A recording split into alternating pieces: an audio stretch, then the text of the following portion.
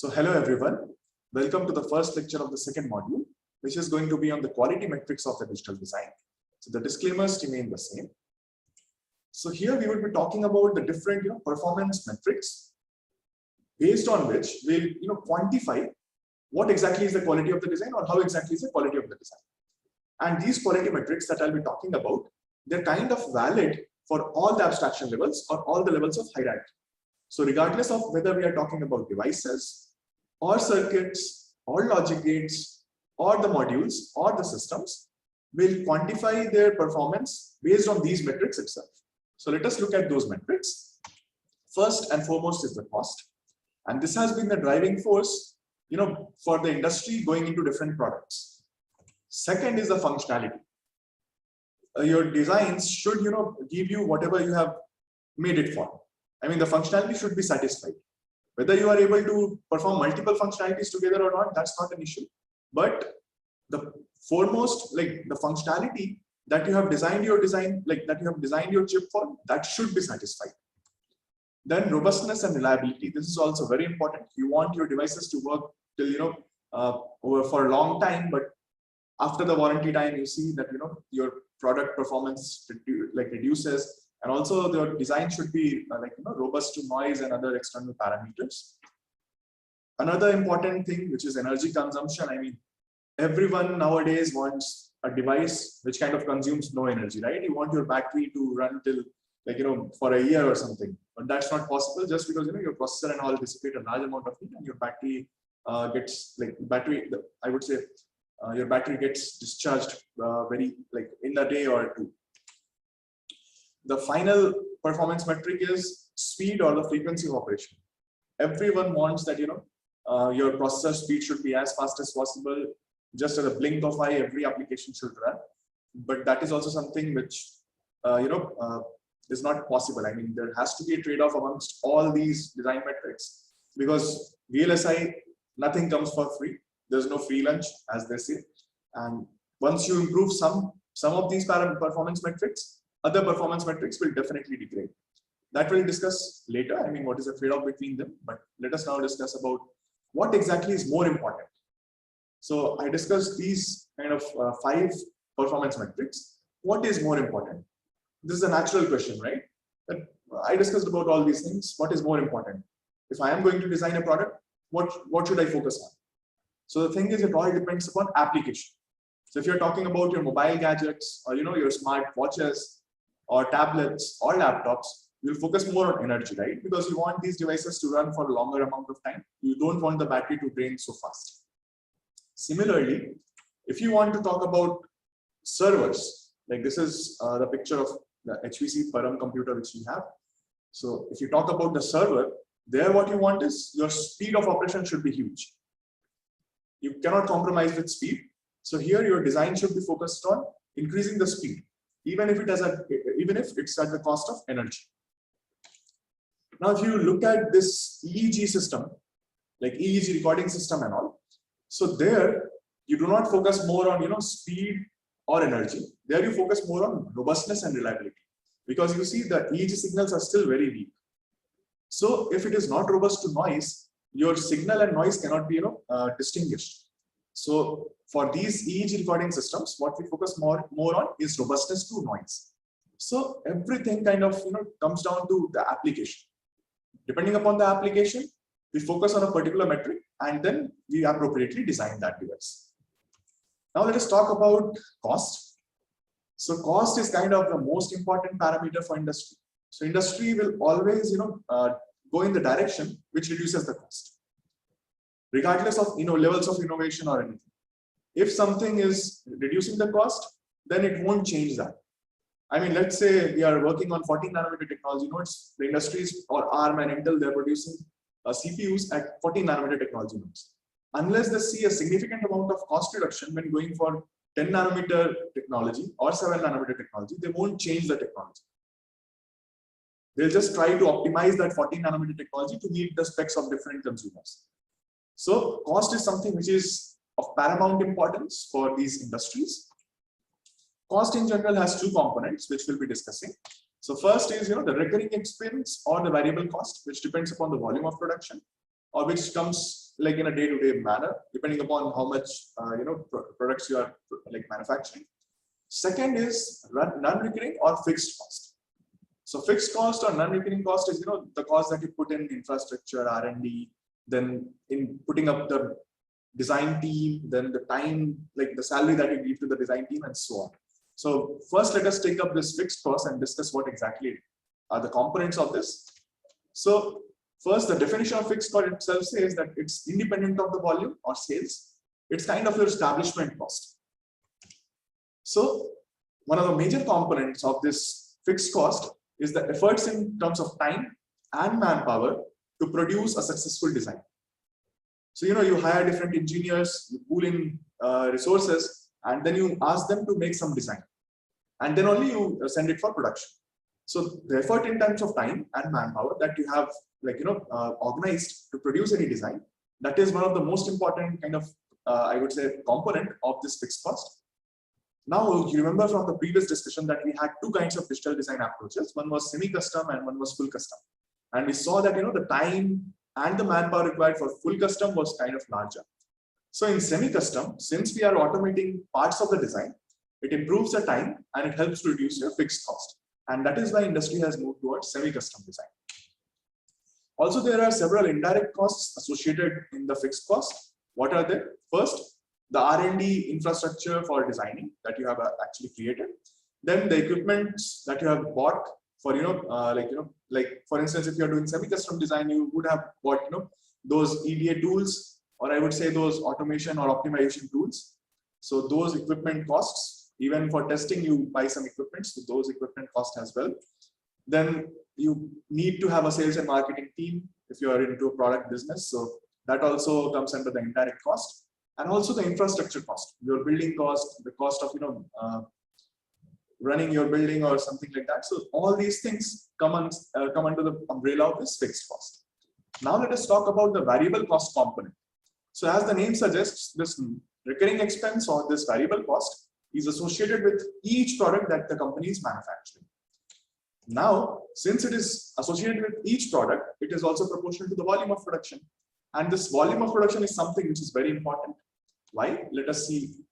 So foundry business, foundries, which kind of fabricate these chips. I told you that once you make this design, you go from RTL to GDS2, you send the GDS2 file to the foundries for fabrication.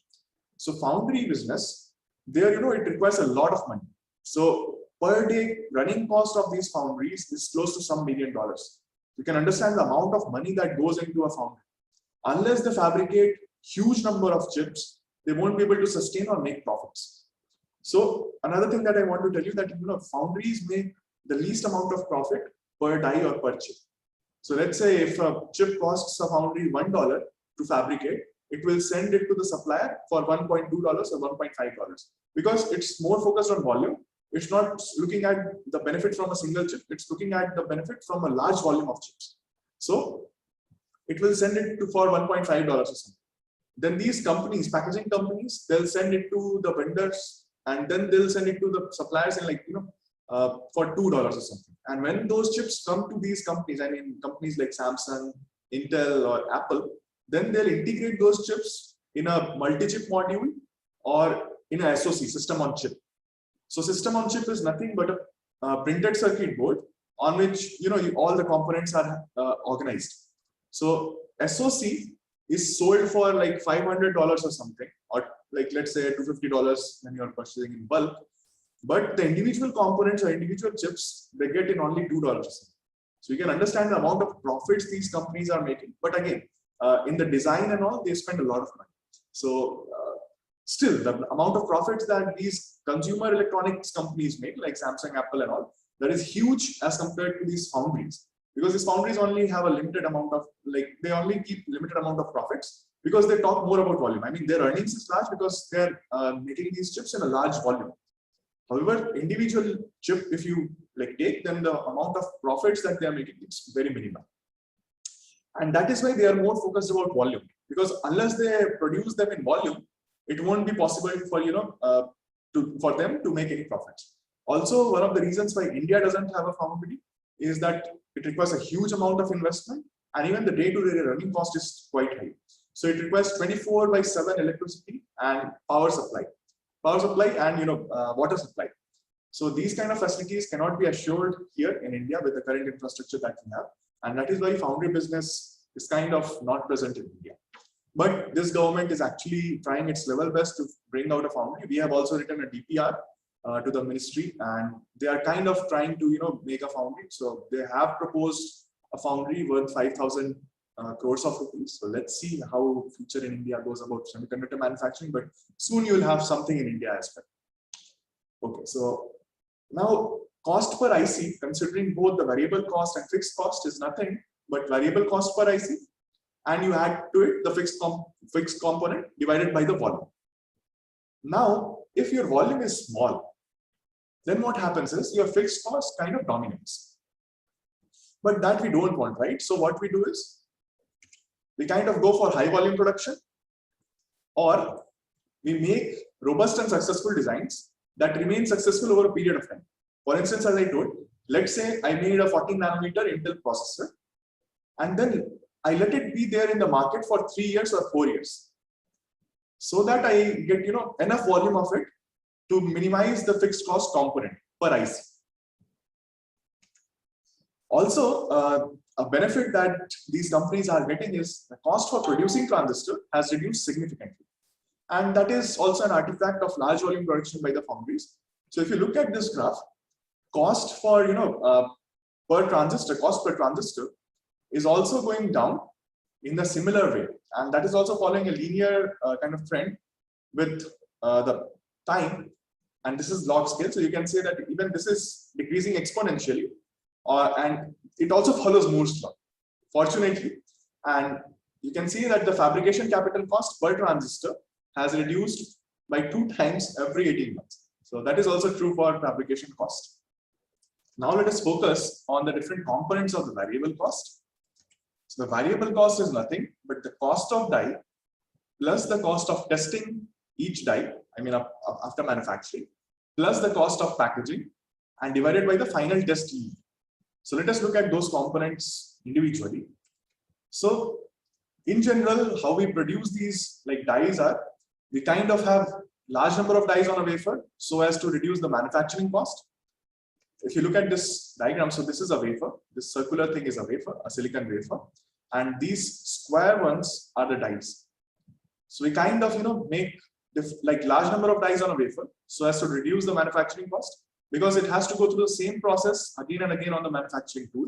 So if we have more number of dies per wafer, we are kind of dividing the manufacturing cost by number of dies. So that is one way to reduce the manufacturing cost. So what exactly is done is, once this wafer is processed, then we kind of cleave these dies. How? We have diamond cutters. So we use diamond cutters the same way the glass is cut, right? So we use the same technology over here. We have a diamond scribe, and then using the diamond scribe, we kind of cleave them along these lines, and then we remove these dies. And then once the dies are removed, they are packaged. So packaging these dies is another huge, I would say, it's a very big business. I won't be talking in this course, but packaging is also something which is very important nowadays. So you must have seen DIP packages and all. The chips that you see having certain number of legs and all, that is a DIP packaging. But there are other packaging methods as well, and nowadays they are going for 2.5D packaging or 3D packaging. So that is very interesting field. Anyway, so if you get time, just read about 2.5D or 3D packaging. So that is marvelous. Okay, so this is how basically your dies are manufactured. Now, because of issues in the manufacturing tools, or because the wafer also had some defects at some particular places, you can have dies which are not functional. So what we do is we kind of talk in terms of something which is called die yield. What is die yield? So die yield is nothing but the number of good chips per wafer, or number of good dies per wafer divided by total number of chips, the total number of chips per wafer. Now the cost of a single die can be given by the cost of the wafer divided by number of dies per wafer into the die yield. So this denominator kind of tells you how many number of dies are actually functional. So this is what is written here, that denominator gives the number of functional dies. Now you must be wondering that the number of dies is simply area of the wafer divided by the area of a die. but that's not true. Number of dies per wafer is area of the wafer, which is pi r square divided by the die area, and we subtract some amount, right? This is an approximation, but we subtract some amount. So what is the amount that we subtract? We subtract the amount because along the diagonals, like along these chords, I would say. So along the edges or along the perimeters, the dies are not functional, right? The dies have not been fabricated here. So what exactly happens is, so this equation simply tells you that the number of die per wafer is less than the area of wafer divided by area of the die. And why is it so? Because wafer is round and the dies are square. So the dies along the perimeter are not fabricated, or they are kind of, I would say, they are just non-functional. So if you have a circular wafer and on that you are, having square dies, then you can see that these portions are not even utilized. These portions of the wafers are not utilized. You see here, these portions are not utilized. However, if you reduce the die area, then some amount of this perimeter can also be utilized effectively. So I'll discuss that in the tutorial, the first tutorial. Now, dies along the perimeter are lost, as I told you. So what exactly is industry trying to, reduce this cost is? They're trying to increase the wafer size and they're trying to reduce the die area. So if you increase the wafer size and you reduce the die area, the number of dies per wafer definitely increases. And already we discussed while discussing about scaling that if you have smaller die area, then you have faster devices, or if you have smaller transistors, you have faster, faster performance, you have lesser dynamic power dissipation, you have larger functionality per chip, and you also have high yield, right? This high yield is something that is not very obvious, that we'll discuss in the next slide. Reducing your die area leads to a significant reduction in the cost, and the kind of function, or I would say the empirical relationship between cost, so it varies as a function of area raised to power 4. So you can understand how much sensitive the cost is on the die area. Now let us also talk about the defects and the trends which influence the cost of these manufacturing processes. So there can be inherent defects due to manufacturing tools. I mean, the tools, they are not even going to give you a perfect kind of manufacturing, so there can be a defect. So if you have same pattern of defects on the manufacturing tool, if you increase the number of dies, like if you reduce the area, that increases the number of dies. So what you will see is that, here if you have only 4 dies, out of them 1, 2, 3, 3 have defects, so 3 are defective. Only one of them is kind of good, functional. So here the yield is how much? Yield is 1 by 4, which is 25%.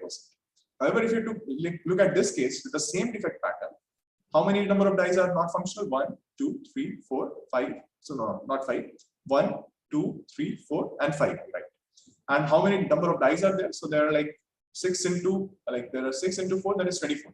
So 5 by 24 into 100. No, that is the number of defective pieces. So it's like 19 by 24 into 100. So that is close to 70, 73% or something like that, right? So yield also increases for a fixed pattern of defects once you have more number of dies per wafer or once you have reduced die area.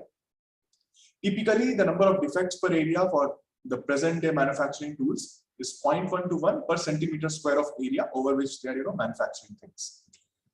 So as I told you, for the same defect pattern, the yield is higher for smaller die area. And as I told you, how the industry has able to reduce this cost is they have increased the wafer sizes while reducing the die size. So die size, we already discussed how exactly the transistor size have reduced and all those things. Let us look at how the wafer sizes have increased. So starting from 1-inch wafer, people have now gone till 450 mm wafers. So that is kind of 18-inch. And this is the diameter which I'm talking about. And thickness is 925 micrometers. So this is silicon wafer, 925 micrometers thick, and dia is like 18-inch. You can understand like how large wafers we can have nowadays. And even producing these wafers is pretty difficult task. I mean, producing high quality, like 99.99% pure silicon wafers, that is also a big task. And we'll be discussing in the tutorial how exactly these wafers are produced and what are the challenges actually. And also, here I've also included the foundries charge for multi-project wafer run. So if I as an individual, or if IIT Kanpur as an individual approaches these companies that, okay, I have a design, I want to fabricate it. So they will ask how many wafers you would like to fabricate. So if I just want to fabricate one design and one die, then it would be impossible for me to purchase an entire wafer, because entire wafer takes something around I would say So the cost of fabricating one wafer, like dies over one wafer, for an individual, or if the volume is only one, then it goes to some crores, some 10 crores or something. However, foundries have something for academic institutes, and that is what we use. So what exactly they do is they have a multi-project wafer. So what they do is they kind of combine designs from several academic institutes. They combine them on one wafer. They'll just let you know that, okay, this much area is available on the wafer, and you have to accommodate your design in that much area. And then they kind of fabricate that wafer, and then they cleave it, and then they package it and send it to the individual, like they send the designs to the individual institutes. So the kind of, like, let me just tell you, we signed a MOU recently with Global Foundries to fabricate few chips with it. So the technology, like these are the technologies which are available for Global Foundries, and we have signed it for 22 nanometer FDSY. So you can see that it charges us 14,000 euros per millimeter square of area on that wafer. So the minimum area, or I would say the minimum area of the design that we'll be using is 5 mm square. So you can understand that 70,000 euros. 1 euro is like 100 rupees. So 70,000 euros translates to around, you can understand. Just multiply it with 100. So 70,000, it goes to close to, 7 crores. So that's a huge amount of money. So that is the amount of money that, so the main goal behind showing you this table was that, foundries also charge in terms of area. So area is that important for design. Okay, so let us look at another performance metric, which is the functionality. And it is very simple. It simply says that, your design should perform what it was originally designed for. I mean, your system should perform what exactly it was designed for. So what's the problem here? So the problem is, you design expecting some good results, but what you end up having is that, once you measure these systems, the results are quite different as compared to the expected results. So what are these, parameters which make these measured results different from the expected results? So the first is process variation. So process variation, what exactly happens is, in these manufacturing tools, when you are producing several dies on a wafer, or let's say we are manufacturing several of transistors, like many transistors on a wafer. So the characteristics of each of these transistors differ because of, so none of the tools are ideal in nature. None of the manufacturing tools are ideal in nature. Their yield is also not ideal. So let's say you are kind of etching something. So for defining your gate length, what you do is you kind of etch it or trim it. So once you trim the gate length, what happens is the trimming process is not uniform across the wafer. Or even while you are depositing something, let's say you are depositing the oxide. So once you deposit the oxide, the thickness is not uniform across the wafer. It can be uniform in a small area, but if the wafer is pretty large, like if you are talking about 450 mm wafers, your tools cannot give you uniform kind of coverage across the wafer. So some dies will have some dies will have transistors where the thickness is smaller. Some dies will have oxide, like some dies will have transistors where the thickness is larger. So this kind of process variation is pretty important, especially for scale technologies. So what exactly happens is different dies will have transistors having different characteristics like different channel lengths, different channel widths, different oxide thickness, and so on. And it does not even restrict there. So there are process variations. So even the metal electrodes that you use for your transistors, they also have some grain boundaries, and then they also show different work functions. I mean, I don't want to get into there, but there's variation in the work function because of metal grains. So that also you can study if you are interested in knowing about that. Also, there's something which is called random dopant fluctuation, and also there's something which is called line edge roughness. So you want to kind of carve transistors in a rectangular way from top. So you kind of with the help of photolithography, you kind of try to carve it in a rectangular way, the transistor dimensions. But because these photoresists are molecular, they are also consisting of some molecules. And once you are going for pretty scale technologies like 14 nanometer gate length or something, then those atomic interfaces, that also comes into picture. So you can cleave only one molecule. I mean, you cannot cleave a half molecule. Right? So once you are cleaving it, because of the atomic structure, there is some amount of roughness that is introduced. So that is called line edge roughness. Because of that also, you have different characteristics in different transistors as you go from one die to another. Random dopant fluctuation is also something. So, you dope the channel, let's say you are doping the channel to, I would say 10 raised power 18 per centimeter cube. So that is how you define your doping concentration, right? Something per centimeter cube. So the volume of the channel, let's say we are talking about a 10 nanometer cross 10 nanometer cross 10 nanometer of a channel. So 10 nanometer cross 10 nanometer cross 10 nanometer is nothing but 10 into 10 power minus 9 meters, right?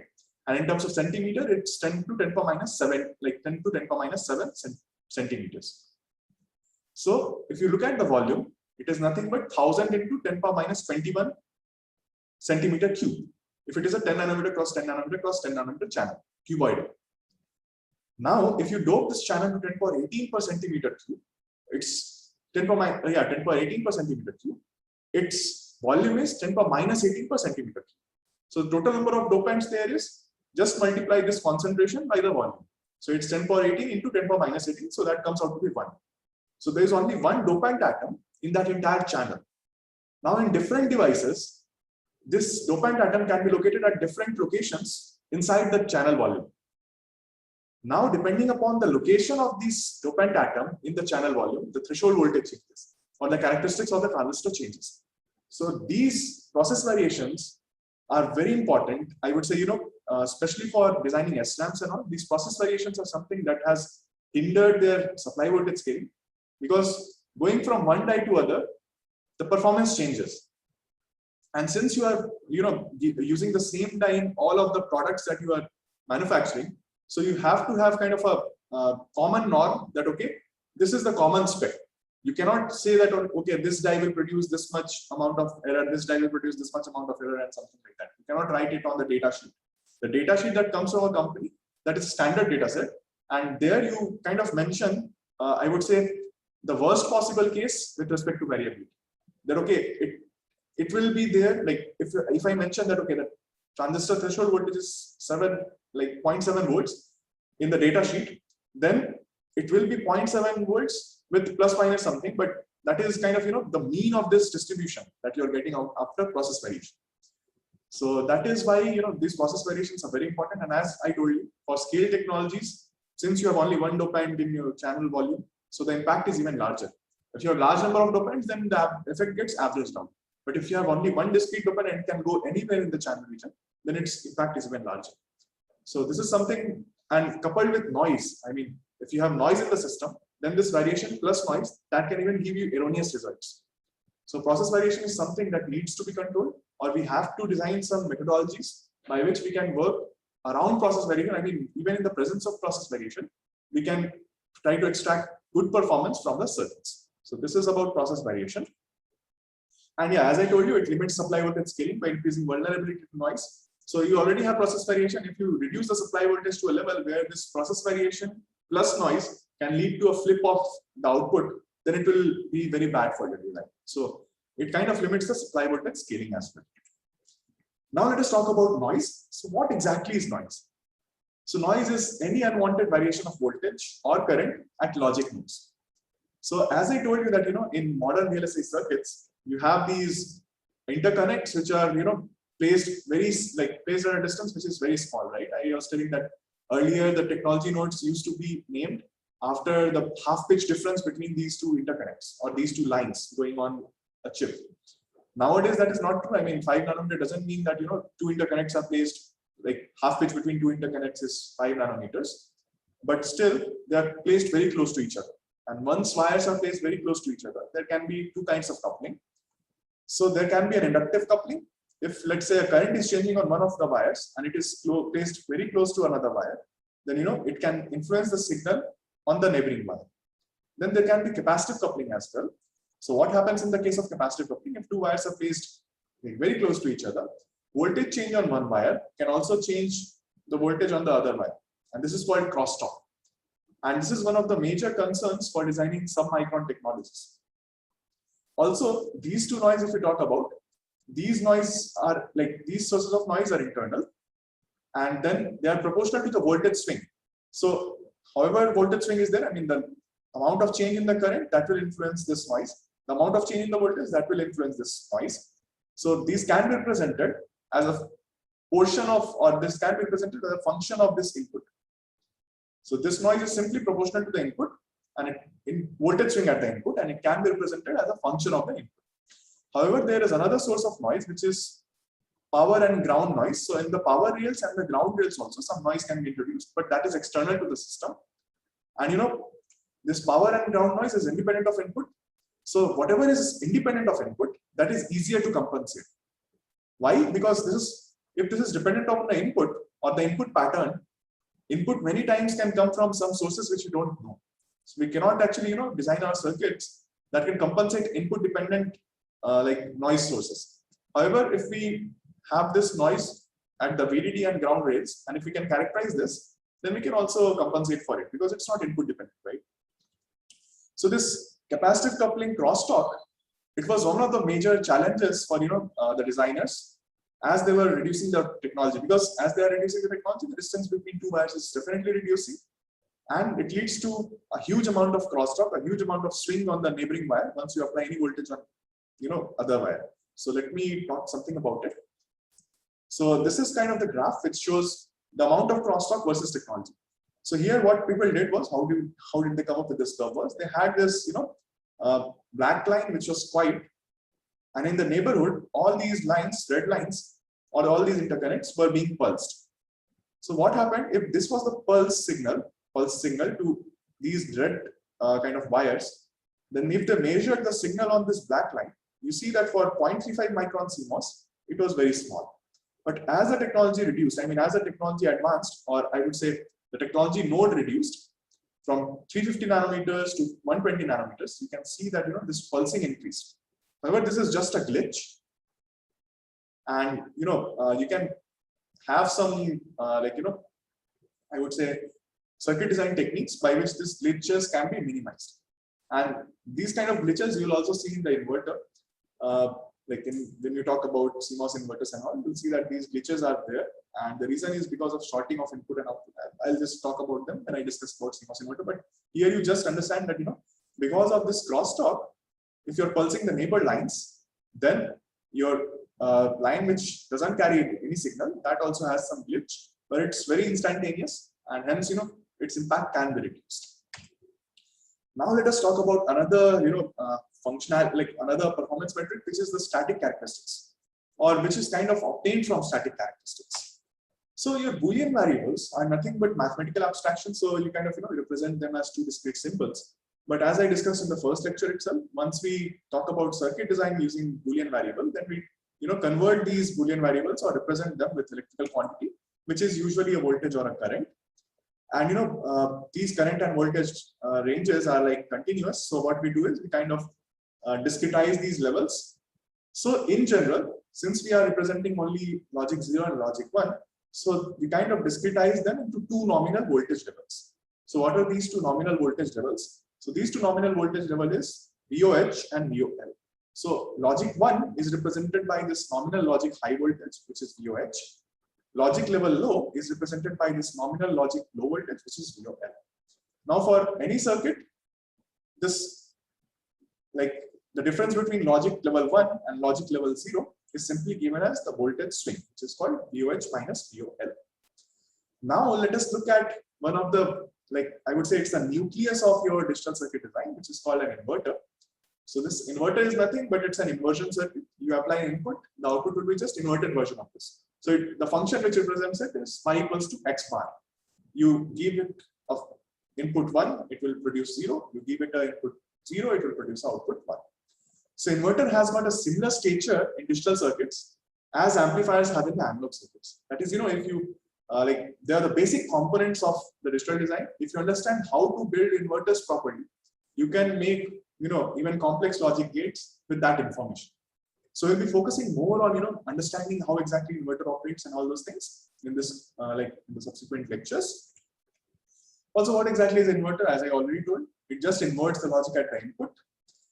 But this was in terms of Boolean value. Now, in terms of logic level, what exactly it means? So if you apply a VOH at the input, which represents a nominal logic level 1, then you should get VOL at the output, which is a nominal logic level low, right? And vice versa. If you apply VOL at the input, you should get VOH at the output. Now, the electrical function of these inverters or any logic gate as such is characterized by something which is called voltage transfer characteristics or its DC transfer characteristics. So what exactly happens or how we obtain this electrical function is we kind of sweep the input voltage and plot the output voltage. So how does the VTC look like for an inverter? So if you sweep the input voltage and you plot the output, it looks something like that. So what exactly, if you look at this curve carefully, then you have a constant level first. So the output voltage is fixed to VOH for some time. Also, close to this VOH, when the input is VOH, the output voltage is fixed to VOL. And in between, we have a steep transition region between VOH to VOL, right? This is how the output looks as the input is swept from 0 to VOH. So initially, we have like when the input is VOL, then the output is VOH, that is a nominal logic level high. So we can say that it's inverting operation, because when you apply a nominal low voltage level, it's giving you nominal high voltage level. Also, after a certain time, after certain input, the output steeply, output kind of switches steeply to this logic level low, which is VOL. And if you apply this nominal logic level high, what you get here is nominal logic level low. So this is an inverting operation. And one thing to notice here is that initially the slope is like here, the slope is kind of 0. It's a constant voltage. And also close to VOH, the slope is like constant. However, in between there is a steep slope. This kind of characteristics is pretty important, and it is one of those characteristics which has enabled digital design, I would say. So, so most of the advantages of digital design comes from the artifact of this kind of shape of this VTC. So I'll be discussing that later, but yeah, you should understand that. And this function is just represented by this F. So this is kind of a VTC of inverter. What about VTC of other logic gates? So in other logic gates, you have more than one inputs, right? For let's say we are talking about NAND or NOR, so you have more than one inputs. So there also VTC is obtained like that only. You sweep one input and plot the output. However, when you are sweeping one input, the other input can be 1, or it can be 0, or it can also be swept together with the first input, right? So you will have different possible combinations of VTC. So on the same graph, you will have different kind of VTCs depending upon the combination of inputs. Now, in this inverter VTC, you can clearly see that if you apply input as VOL, the output is nothing but F of VOL, and that is VOH, right? If you apply input as VOH, output is nothing but F of this VOH, which is VOL. So in general, for any circuit, if you apply VOL, you should get VOH if it is an inverting circuit. For non-inverting circuit, it's a different, right? It's different. If you apply VOL, you should get VOL at the output. If you apply VOH, you should get VOH at the output. So try to make VTC for a non-inverting circuit as well. That would be interesting. Also, we are interested in one more parameter while looking at this VTC, and that is called inverter switching threshold or gate switching threshold when you are talking about the gates. I mean, apart from inverter. So how exactly is it defined? So it's defined as when the input of the inverter or any gate is shorted to the output, then what is the voltage? So that can be simply represented as this. So you just make a line VI like y equals to x. Wherever it intersects this curve, that becomes your VM. So at this voltage, you can be sure that it's midpoint of the characteristics, or I would say a midpoint of the switching characteristics. It's also called switching threshold voltage. So typically, it's in an ideal inverter, if this slope is steep enough, I would say it's very steep, then what would happen is we can say that if the input voltage is below VM, it's logic level high, and if the input is beyond VM or larger than VM, its output is at logic level low. So that is the importance of VM. So you can actually think about it as a threshold voltage. And simply, you just plot this Vy equals to Vx, that is V out equals to V in curve over here. And wherever it intersects, wherever this load line intersects, you can call it as the switching threshold voltage. Now, do all the inverters show properties like this? Or is it true for all the cases? No. So there comes the concept of logic levels. So what exactly happens is the VTC kind of deviates from these ideal nominal values. So even if you're applying a nominal value, you won't be getting the corresponding nominal value at the output. So why does it happen? Or what exactly happens? Let us first see what exactly happens. So here, like in earlier case, we were seeing that in the VTC we had like a constant slope here. I mean, the slope was 0 actually. So we had a constant voltage like this, and then there was a steep transition, and then again the voltage became constant. But in real, what happens is, in reality, in the inverters, you start with a low slope region. You start with a low slope region. At nominal voltage, VOL, you still get VOH. But the slope here is kind of, smaller. I mean, there is a slope. It's not constant. There is a low slope. It's a low slope region, but there is a slope. That is what I wanted to tell. Then you have like a very steep slope region. And again, the slope kind of reduces. You again end up having a low slope region. So again, this low slope region also, if you apply VOH, you're going to get a VOL. But this kind of continues to decrease. I mean, there's a slope here. So this is the practical, practically what you obtain is this thing, this kind of VTC. Now, why exactly you obtain this kind of VTC? Because there is a noise. And also, this VTC is kind of obtained when you are talking about inverter in isolation. I mean, there's nothing at the output apart from its intrinsic capacitances. However, in circuits, what you end up having is your inverter is kind of driving several other circuits, or there are several other devices connected to an inverter. So because of that, it sees a kind of loading effect, or it sees kind of different capacitances at its output terminal. So in such a case, which is actually the practical case in any digital circuit, so none of your circuits are in isolation, right? You have different circuits which are placed and routed so as to perform a function. So in that case, when there are several devices connected to your inverter and output is not isolated, you will end up having something which is like this.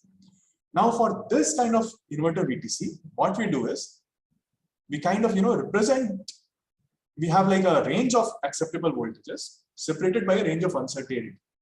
So we do not call that VOL as logic level low and VOH is logic level high. What we do is, we have a range of acceptable levels of logic level low and logic level high. And these two regions, or these two acceptable voltage levels, are kind of separated by an undefined region or region of uncertainty. Since this transition region or the undefined region is having a steep slope, so people do not bias it. I mean, you do not bias your devices here, unlike in the analog circuits where you kind of bias here, where the gain is high. I mean, this simply shows you dB out by dB in is very high, right? The slope is very high, and slope is what? dB out by dB in. So the gain is kind of very high over here. So if you want to make an amplifier out of it, you should bias in this region. But if you want to work it as a digital circuit, if you want reliable logic level 0 or logic level 1, you should not bias it, or you should not apply voltages close to this undefined region, right? Now, this range of acceptable voltages is kind of limited, or the acceptable range of the logic level voltages is kind of limited by two quantities, which you have introduced based on, the slope of this curve. So once the slope is -1, there's a very small slope here in this region, then the slope is very high, and then again the slope reduces. So there has to be a slope, or there has to be a point in this curve where the slope will be -1. Actually, there will be two such points where the slope will be -1. Why? Because once it is going from low slope to high slope region, and again it is transitioning from high slope to low slope region. So we take these two slope points, I mean, wherever the slope is -1, that is dB out by dB in is -1, and we name it as VIL and VIH. So here we name it as VIH, here we name it as VIL. And your range of acceptable logic levels are kind of limited by this VIH and VIL. So we call this input high. So this VIH is called input high, and this input low, like this VIL, is called input low. And these are found from the VTC wherever the slope is -1, that is wherever you are transiting from low slope to high slope region. And then from high slope to low slope, you are sure that you will be achieving the slope equals to -1 at some point of time. And wherever you are achieving that slope equals to -1, you represent that as VIH and VIL. Now, why a slope of -1? That is something which is very interesting. So it is defined where the gain is -1. That's true, but why exactly -1? Why is it a reasonable choice? So what happens is, the moment, so it's the slope equals to -1 kind of gives you that if it has crossed this slope equals to -1, it will definitely transit to the other logic level. So it is kind of a boundary between low slope region and the high slope region. So it's kind of the boundary between undefined region and the acceptable logic values. So that is why we take this slope as -1. You can also think about it. I mean, I encourage you to think about it more. I mean, what can be the other reasons? So this is one of the reasons, that it acts like a boundary between the low slope region and a high slope region. And the moment you traverse this, or the moment you reach it, the moment the input reaches there, you are sure that it will now transit here.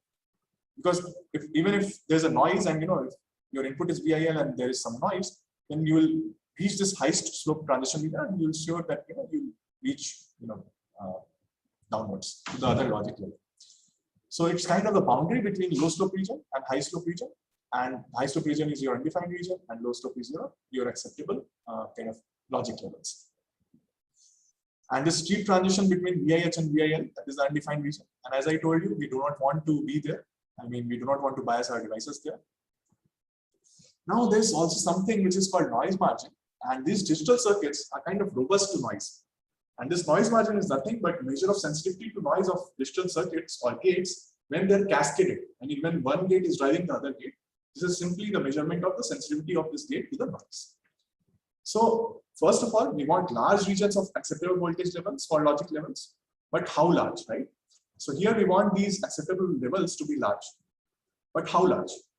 So we want this undefined region to be, 0. So we want that, you have like transition going, like you have like this like low slope region here, and immediately transitions to the low slope region, which is here. So we want this, ideally we want this undefined region to be 0, and we want this acceptable logic 1 level and acceptable logic 0 level to be between. So if this is the maximum voltage, that is VDD or the supply voltage, we want logic level acceptable levels of logic level 1 and logic level 0 to be VDD by 2. So that is ideally what we want. But in general also, we want large region of acceptable voltages for logic levels. So here I have kind of made a piecewise linear approximation where I have represented that steep region by a slope of -1. So let's say that this is just an approximation. I mean, it's just a piecewise linear approximation. So in this kind of characteristics, what we have is the VTC shows you a constant VOH voltage, and the moment it hits the slope of -1, that is at VIL, it transits. So there's a transition region or undefined region, and then again when it hits the slope of -1, then we have this VIH, and the logic level goes to VOL. So what exactly here we want to say is, as long as the input voltage, is between 0 to VIL, we are sure that we will get an output VOH. Also, as long as the input voltage is between VIH to VOH, we are sure that we will get an output equals to VON. So digital circuits are not sensitive to exact value of input if it is within this limit, right? So it's not like only for VOL you will get output level high, for others you will get output level low. It's not like that. Since we are defining acceptable voltage levels or range of voltages, then they're not sensitive to exact value of input, but as long as it's within that limit of the acceptable voltage ranges. Now, how can we define VIL from another perspective? So VIL is the maximum input voltage. VIL is the maximum input voltage for which output can be inferred as logic high. Similarly, we define VIH as the minimum input voltage for which output can be referred as logic low. And that is how we are kind of defining it as a boundary of acceptable levels, logic level 0 or logic level 1. Now let us look at what happens when these two, when two inverters are cascaded. I mean, when one inverter is driving the other inverter. So let's say we have one inverter driving the other inverter, and let's say some external sources is kind of putting a noise over here. So the noise is kind of added or subtracted over here at this terminal, which is the output of the first inverter and the input of the second inverter. Now let us say the input of this is between VOL or 0 to VIL. That is, if input is from 0 to VIL, the output here is kind of VOH, right? So the output here is high, it's VOH. Now let's say this noise is kind of subtracting a voltage out of this voltage, VOH. And since this is logic level 0, so since we are applying logic level 0 here, this will be converted to logic level 1, and it should be converted to logic level 0 here. So the output should be VOL. And when do we get output as VOL from G2? When its input, that is the voltage at this node I2, is between VIH and VOH, right? So its input or the input of this G2 should be VIH in order to get an output which is VOL. So from here, if we apply any voltage between 0 to VIL, the output VO1, the node voltage VO1 that we'll get is VOH. Now let's say the input is subtracting, like this noise is subtracting some voltage out of it. Now this voltage has to be VIH in order to complete the functionality, right? So what is the margin? So margin is what? Margin is simply VOH minus VIH. So if the noise is VOH minus VIH, or if the noise amplitude is less than VOH minus VIH, this circuit will still work fine. The functionalities will be satisfied.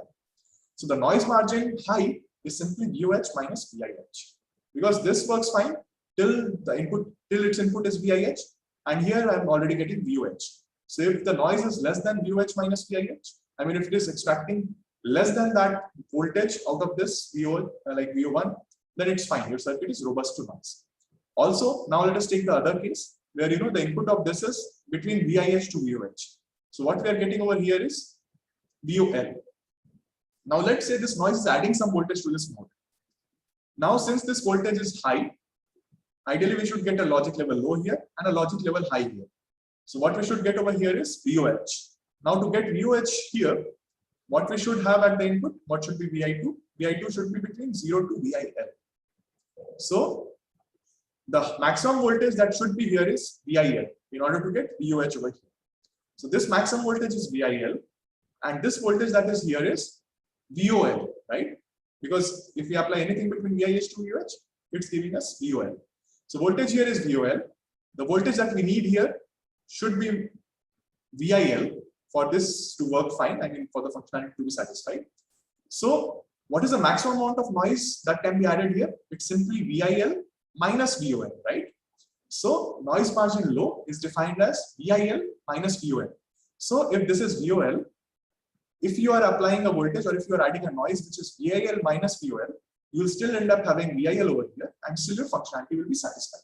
So we define noise margin as this. So noise margin high is VOH minus VIH and noise margin low is VIL minus VOL. Now you can see it over here as well. So let's say here the output, so for input between VIH to VOH, we are getting output which is VOL over here.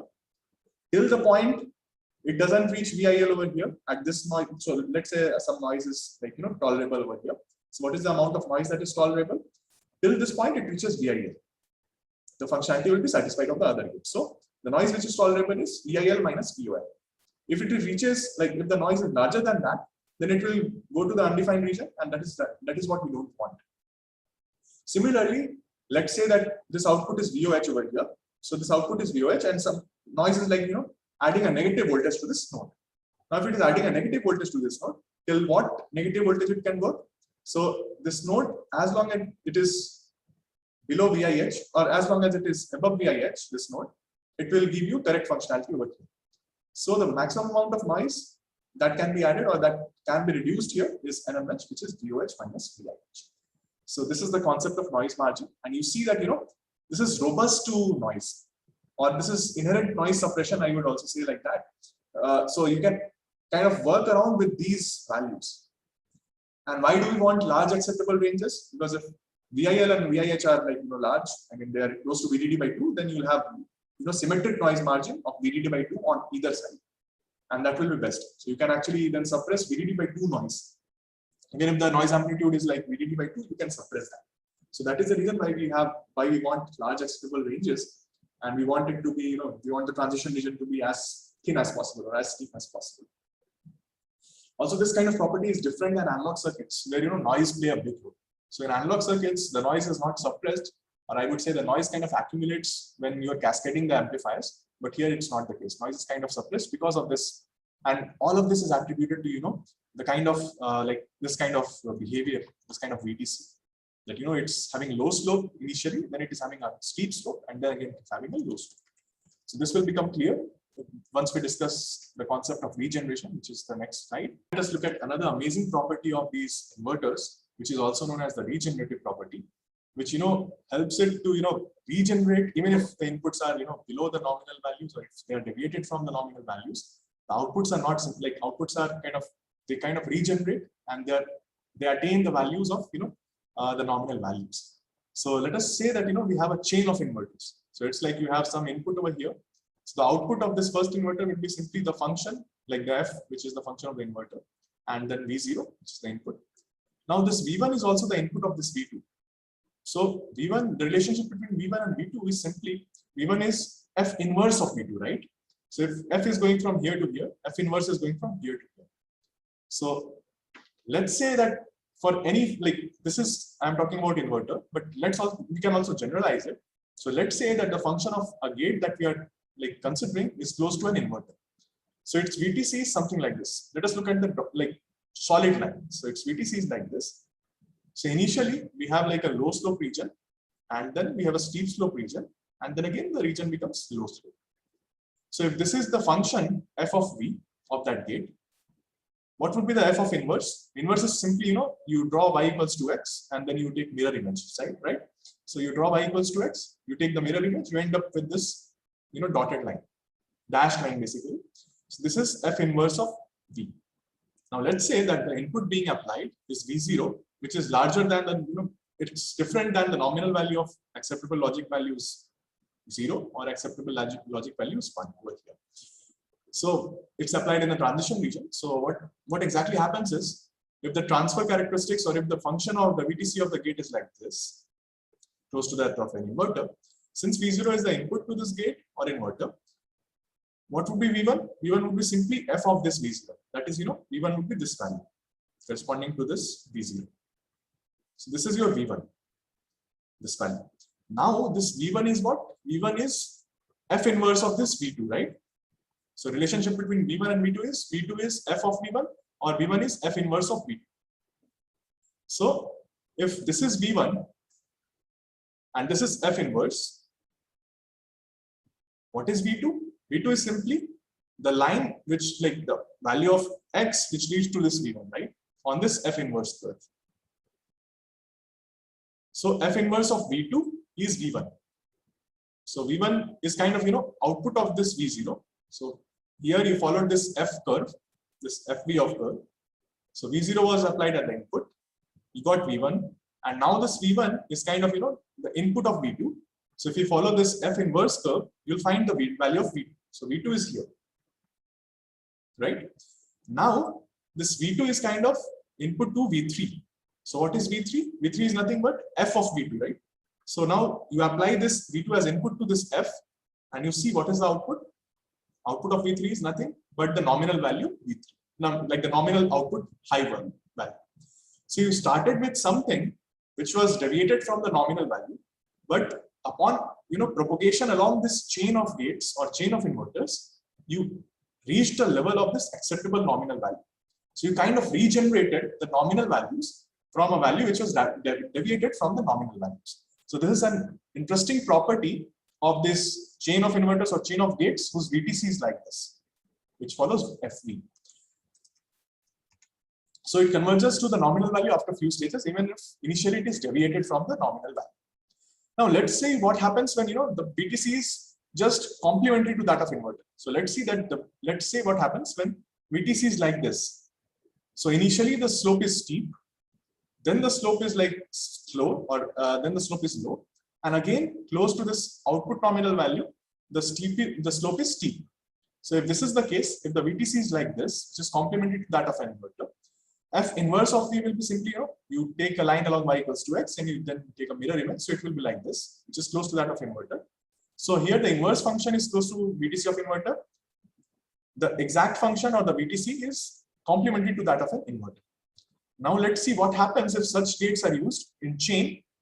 This property remains the same. That is, if V0 is kind of applied, V1 would be simply, function of V0. Now, if you apply even a nominal, close to nominal voltage to this kind of a system, let's say we apply V0, which is close to the nominal value, to this system where, the VTC is complementary to that of inverter, I would say it's like the opposite to that of the inverter. So what happens is V1 would be simply f of V, right? F of V0. So V1 is this voltage. Now this V1 is also f inverse of V2. So f inverse is this. So V1 is here in the f inverse curve. So where will be V2? V2 will be here, right? Now since this is V2, what will be V3? V3 will be simply this applied as input to this gate, and then f of that, right? F of V2. So f of V2 is what? V3, which is here. So it gets stuck at an intermediate level. It doesn't regenerate. So here along the chain, as the signal propagates, as this V0 propagates along this chain, we found that we could reproduce the nominal values, but that's not true over here if the VTC is like that. So what exactly is it that's making this regenerative property work? So it's simply the VTC, the nature of this VTC. So if you have this regenerative property, even if you have some noise which deviates your input to some extent, as it propagates along the chain, you will eventually get this nominal values. So the noise does not propagate if it is regenerative. This is not true for analog circuits. In analog circuits, the noise kind of, as you cascade the devices, the noise will get also amplified. So this is robust to noise as compared to analog circuits, which we claimed in the first lecture. Also, we need this kind of VTC or this regenerative property is only because of this kind of VTC. So what we need in an ideal VTC, we want a steep transition region with a large gain in between. And that transition region has to be sandwiched between two regions of small slope, or two legal zones with small slope or gain which is less than 1. So we need to have two kind of regions, legal regions, or I would say two acceptable regions with gain less than 1. And in between them, we need a steep transition region where there's a large gain. So that large gain is useful for amplification, but here it's not like here we want that here we don't bias it in that region because it's undefined region or unpredictable region. Also, VIH and VIL. So in between, when going from gain less than 1 to gain which is very large than 1, we will definitely encounter these two regions where the slope is -1 and -1, right? So here going from less than 1 to large than 1, we'll have a point where slope is -1. Here also, when we are transitioning back from high gain to less gain, there will be a point where the gain is -1. So these two voltages kind of become our, I would say, the boundaries between legal and the transit zone, and we represent them as VIL and VIH. So that is another aspect of, that is another reason why we want this VIH and VIL to be exactly at slope equals to -1.